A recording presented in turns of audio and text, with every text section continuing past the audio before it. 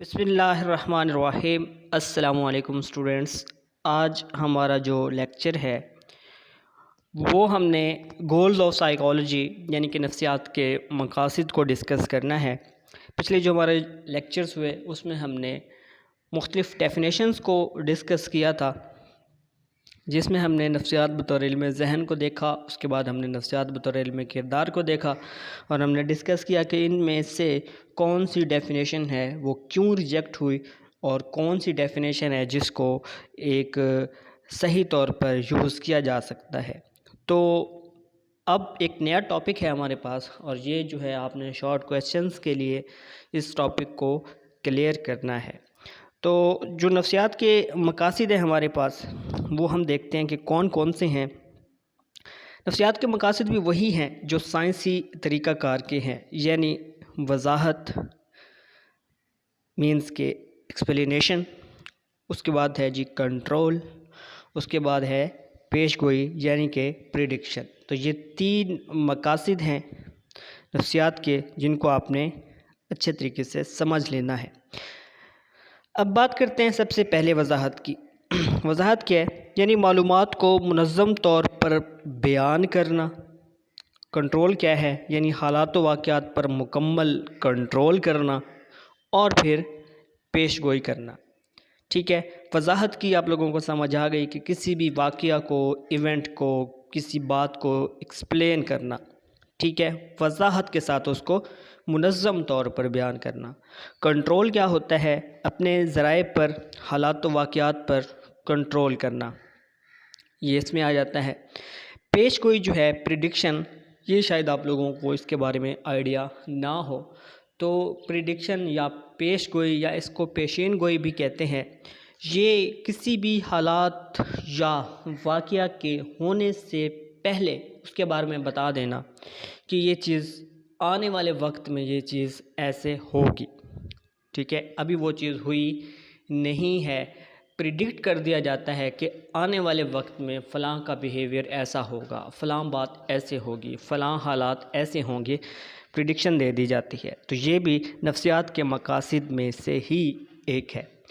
اکثر میں اس کی اگزامپل دیتا ہوں کہ محکمہ موسمیات والوں نے بتایا کہ آئندہ 24 گھنٹوں کے دوران ملک کے بیشتر حصوں میں گرج چمک کے ساتھ بارش ہونے کا امکان ہے۔ ابھی بارش نہیں ہوئی، انہوں نے 24 گھنٹے پہلے ہی پریڈکشن کر دی ہے، پیش گوئی کر دی ہے کہ ملک کے بیشتر حصوں میں موسم کس طرح رہے گا۔ تو یہ اس کی اگزامپلز ہیں، آپ لوگ اس طرح کی اور بھی اگزامپل جو ہیں وہ کوڈ کر سکتے ہیں۔ تو یہ ہمارے پاس نفسیات کے مقاصد ہیں جو کہ آپ لوگوں نے شارٹ کویسچنز کے لیے اچھے طریقے سے یاد رکھنے ہیں۔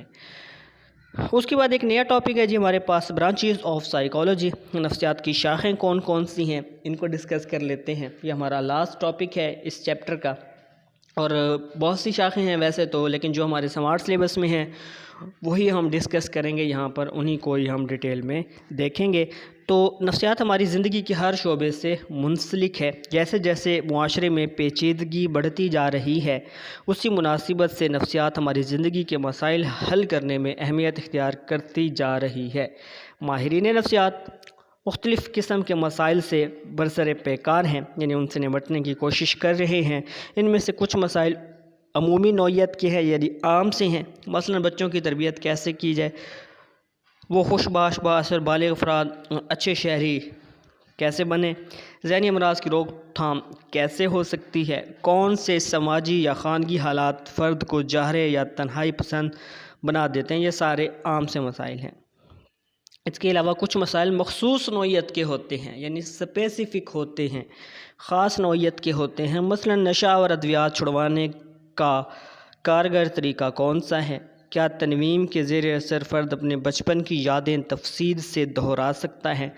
تنویم یہ جو ہپناٹزم کی ہی ایک ٹرم ہے، جیسے دوسروں کے ذہن کو، مائنڈ کو اپنے کنٹرول میں کر لینا۔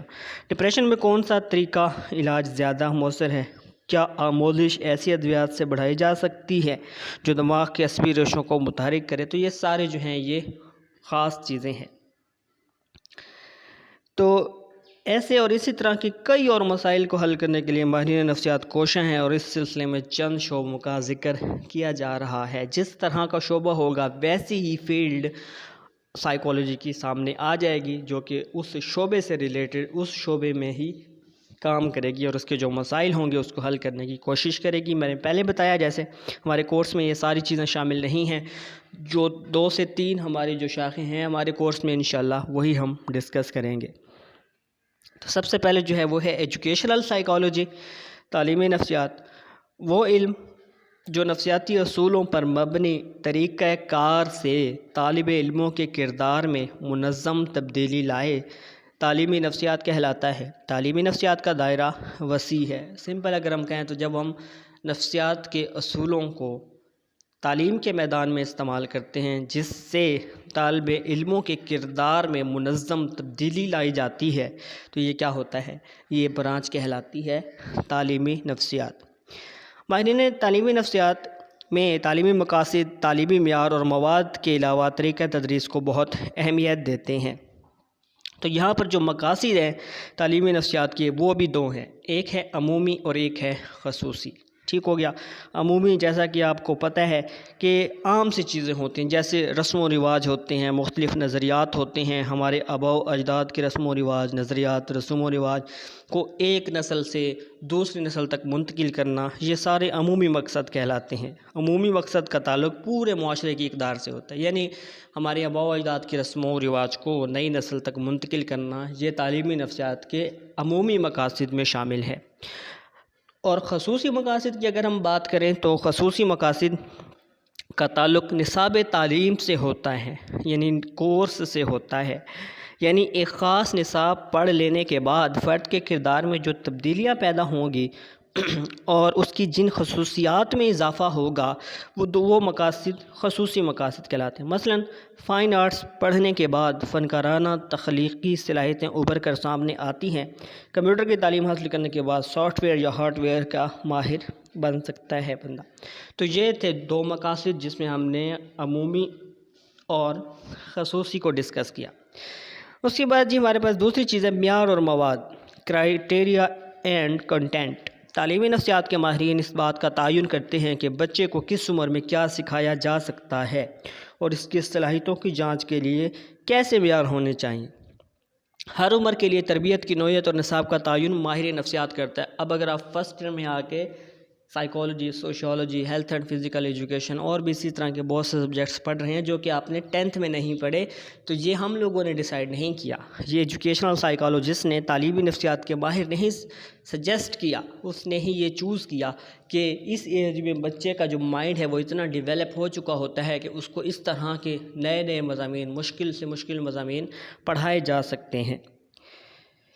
یعنی بچے کی صلاحیتوں میں کب تیزی سے اضافہ ہوتا ہے، کب وہ زیادہ مشکل امور سیکھ سکتا ہے، ہر عمر کے اہم موضوعات کون سے ہیں، کن مضامین کا پڑھایا جانا معاشرے کے لیے ضروری ہے، کس صلاحیت کے بچوں کو کون سے مضامین کا انتخاب کرنا چاہیے۔ اب سارے بچے سائنس نہیں پڑھتے اور سارے بچے آرٹس نہیں پڑھتے، سارے بچے کمپیوٹر نہیں پڑھتے، ٹھیک ہے، تو یہ ساری چیزیں کون طے کرتا ہے؟